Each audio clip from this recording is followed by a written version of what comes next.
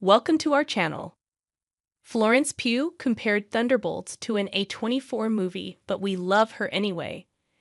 I rewatched M. Night Shyamalan's Unbreakable the other night for the first time in over a decade.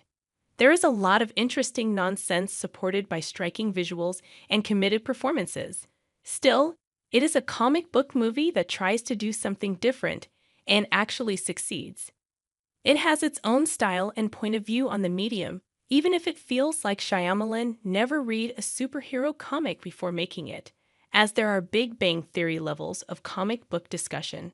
Many comic book films since have been pitched as more than just a comic book movie, but few have succeeded in being anything more than what we're used to. I was young enough when Captain America, the Winter Soldier, came out to be fooled into thinking it was akin to a 70s political thriller. Not only was I 25, I hadn't seen any political thrillers from the 70s, a problem I have since fixed.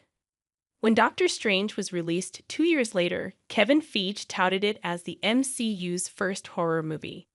I've loved horror movies since I was shown them at too young an age. Doctor Strange is no horror movie. I'd also argue that none of the Ant-Man films are comedies, but mostly because I don't find them funny. Doctor Strange and the Multiverse of Madness comes closer to being a horror film, but any other time Marvel has tried to say their movie is something other than a standard superhero movie, that has not been the case. They have a formula that they follow and don't deviate from it aside from mostly cosmetic changes. I'm sure some directors and writers and actors go into these films hoping they are more than the sum of their usual parts, but that is rarely the case. Regardless, I'm not going to tell Florence Pugh not to compare her upcoming Marvel outing to one of the more innovative studios currently making movies. Pugh first appeared in Black Widow, which was being presented as a spy thriller, which it kind of was. It's been years since I saw that film, and I was just excited to be able to watch a new movie while locked in my home. I remember being quite forgiving of the movie for that reason and admiring its 007 vibes.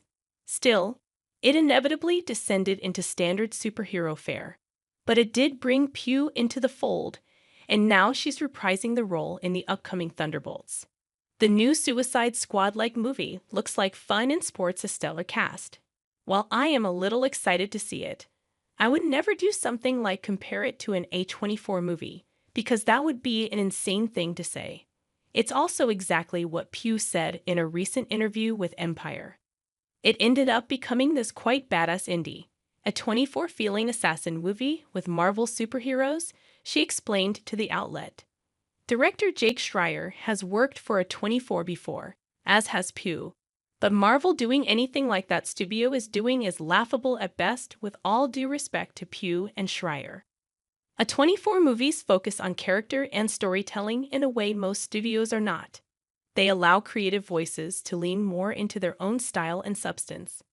There is more creative freedom, whereas MCU movies stick to a certain formula. It's hard to focus on character development when your third act is centered around a sky beam. The folks behind Thunderbolts * are not the first to say their MCU movie will be different, nor will they be the last. But I am not going to fall for it anymore. Florence Pugh still rules, though.